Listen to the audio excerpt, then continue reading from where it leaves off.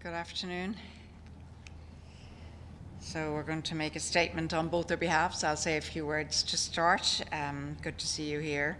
So this morning, Ireland and Mexico, co-chairs of the informal expert group on women, peace and security, hosted a meeting on the situation of women in Afghanistan. Council members received a briefing from the UN on the ground in Kabul, including reports of the abuses and human rights violations suffered by women and girls in recent days and weeks. Ireland and Mexico are now jointly urging the Security Council to place the utmost priority on protecting and vindicating the rights of Afghan women and girls in all decisions and action on Afghanistan's future. We have written today to the Council indicating 4 immediate actions we believe the Council needs to take now. The Security Council must unite and express clearly its rejection of these assaults on the rights of women and girls.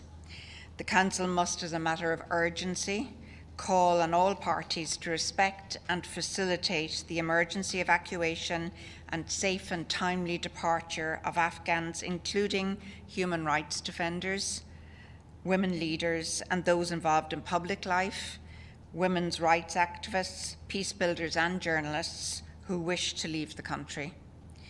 The Council must continue to demand full, safe, and unimpeded humanitarian access. This must include access for women humanitarians and frontline workers throughout the country to carry out their life-saving work. The Security Council must insist with all Afghan parties that the full, equal, and meaningful participation of women in any new government is a non-negotiable condition of international engagement. We've all heard the purported assurances from the Taliban that the rights of women and girls will be respected. What we hear from women on the ground does not bear this out. The past record of the Taliban does not bear this out. The Security Council must listen to Afghan women and it must heed them. Now is the time for the Council to stand with the women and girls of Afghanistan.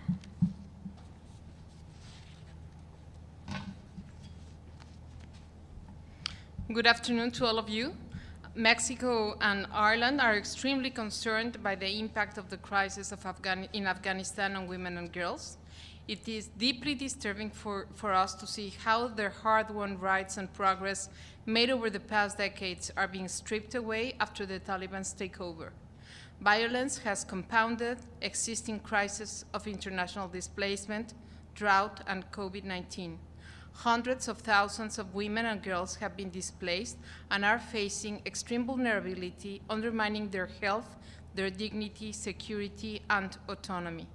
Taliban violence has targeted women and girls.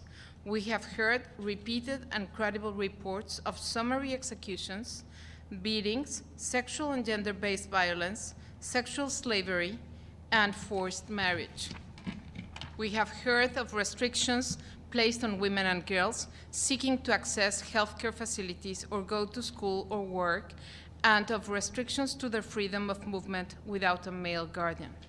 We are concerned as well that no women have been included in the negotiations towards a future government and political settlement. Any future government of Afghanistan must be representative of all its people, including and in particular its 18 million women. Girls must be free to go to school, women must be free to participate fully in society, and those who speak up for their human rights must be free to do so without fear or without reprisals. Let us be clear, the rights of women and girls need to be at the heart of our collective and united response to this crisis. This is not a peripheral issue. This is at the core of the task facing the Security Council on Afghanistan. We thank you. We might just have time for a couple of questions then. James, do you want to start? James Bays, Al Jazeera. Could you tell us a little bit more, you've been in touch with the UN in Kabul, about the sort of reports you're getting? Because I understand for the UN, we've seen lots of reports on social media, but for the UN, it must be quite hard for them to verify them at this stage, because the UN is finding it rather hard to get out of its compounds and carry out its work. And a second question, if I may, in terms of a mechanism for people to leave the country who feel under threat, women who feel under threat. It doesn't look like the NATO US presence will be there at Kabul airport for much longer. How urgently can you set up a mechanism for for women who want to leave? Well, first of all, I mean, I must say that the briefing we had this morning from the UN was extremely bleak and dark for Afghan women in particular. The reality that they are facing on the ground isn't being borne out by the assurances we're hearing. We're really, really concerned, to go to your point about the specifics, James, about the situation at the airport. We think it's already a difficult situation, and particularly for women and access to the airport, but we think there's a real risk of an even more catastrophic situation developing there. We know that there is panic and fear that's widespread, particularly amongst Afghan women. We're very concerned about the safety of women who have actually spoken out in recent days for their own rights and who have been traditionally visible and vocal in public life, and also for women journalists, for women peace builders, public servants. So there is a huge issue around access to the airport, about the safety of women in Kabul and on the way to the airport. When you ask about the exits and how that will work, what we have certainly, I know in Ireland and Mexico, we ourselves have been offering humanitarian visas, prioritising women, in Ireland certainly, prioritising women and human rights defenders. We want to make sure also that foreign nationals who wish to leave the country can get access to the airport, but also those with visas are unimpeded in that access. On the question of what happens next, we have called today in our letter to the President of the Security Council for greater cooperation and coordination amongst international partners to ensure that whether it's Afghans or foreign nationals, those who wish to leave the country, and because we're speaking about women in particular, I'll emphasize again, women who want to leave the country, women and girls, that they can do that safely. And we believe there's a need for better cooperation and coordination, and we specifically address that issue in our message to the President of the Council. Maybe Michelle, go ahead. Thank you, Ambassador. Michelle Nicholas from Reuters. Sorry, just to follow up again, you mentioned that you heard some fairly bleak, dark stories this morning. Is there any particular story that might stand out to you from what you've heard this morning that you could share with us? And we just heard from the Secretary General that he told the Security Council that effectively the only leverage that anyone has over the Taliban is legitimacy, and it's important that the Security Council remain united to achieve an inclusive government, human rights, and in particular respect for women. Are you confident that the international community and the Security Council will stay united, particularly on women's rights?